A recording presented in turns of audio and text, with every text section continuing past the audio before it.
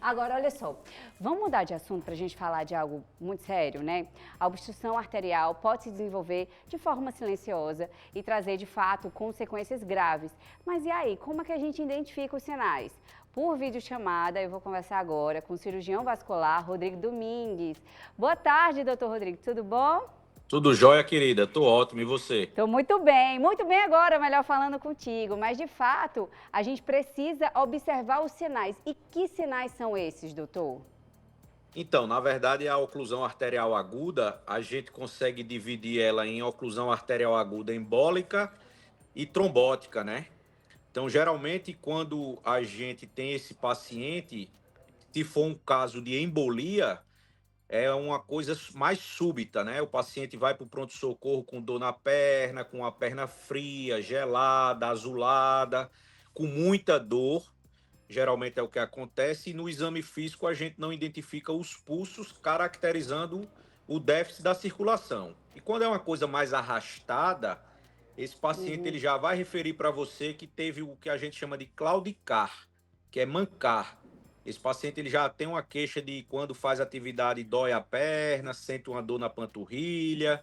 Então é um paciente que também vai ter essa reclamação de dor, mas geralmente esse paciente ele também apresenta fatores de risco para tal, né?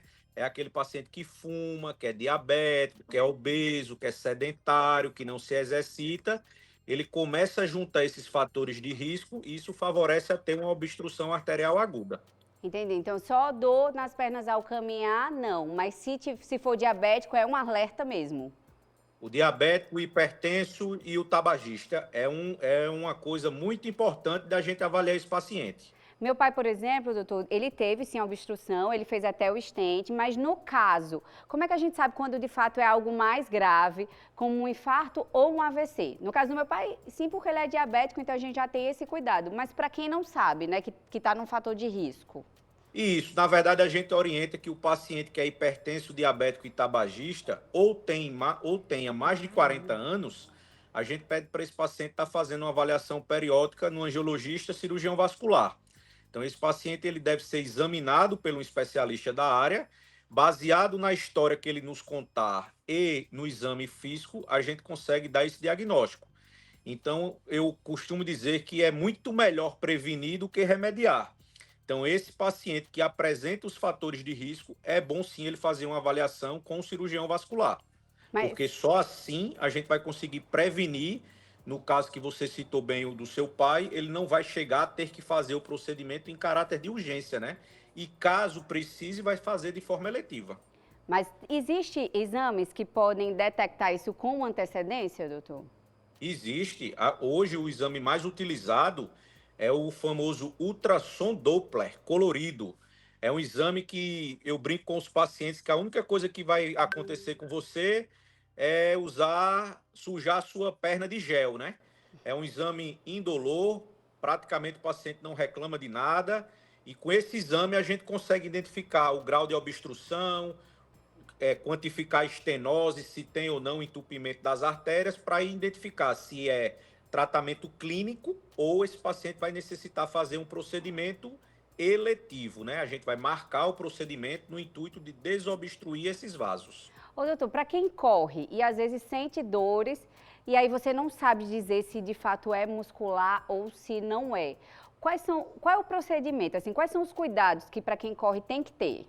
Então, essa sua pergunta é muito interessante porque é o dia a dia da gente no consultório, né? João Pessoa vem atravessando essa fase aí de muitos corredores, muitas pessoas aderiram a essa atividade esportiva.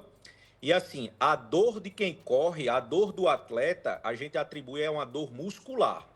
Como é que a gente vai fazer essa diferença? A gente vai examinar esse paciente.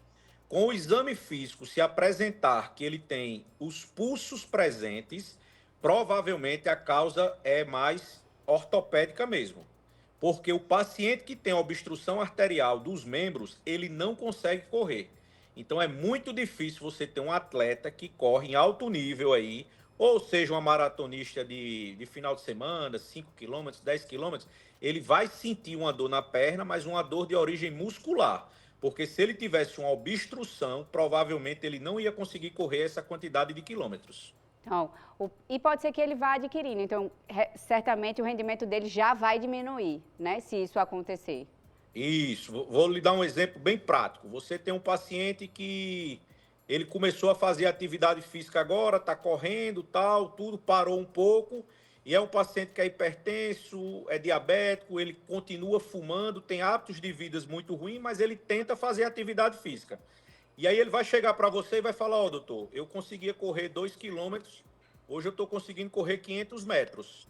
Então, esse paciente, ou ele é controlado do ponto de vista das comorbidades, controlar bem a pressão, diabetes, o abandono do tabagismo, ou esse paciente ele pode evoluir até para quadros mais graves, que é uma obstrução total das pernas, e ser um paciente que seja até necessária amputação em níveis mais avançados. Ó, tem que ficar o alerta mesmo e a gente traz, doutor, quais são os maiores vilões da circulação hoje? Você está falando aí de diabetes, Isso, os maiores vilões hoje da circulação arterial seria hipertensão, o diabetes, o tabagismo, a obesidade, o sedentarismo. Tudo isso faz com que esses pacientes tenham doença arterial obstrutiva periférica, o aumento do colesterol, o aumento do triglicerídeo. Então, todos esses pacientes que se enquadram nessa síndrome que a gente diz, síndrome plurimetabólica, né, com todas essas comorbidades, são os pacientes mais propensos a desenvolver. Lembrando que, para este tipo de paciente, a gente não tem idade. Você pode ter um paciente de 20 anos que tenha hipertensão, diabetes, obesidade, colesterol alto e fume, como também você vai ter um paciente de 80 anos com as mesmas coisas.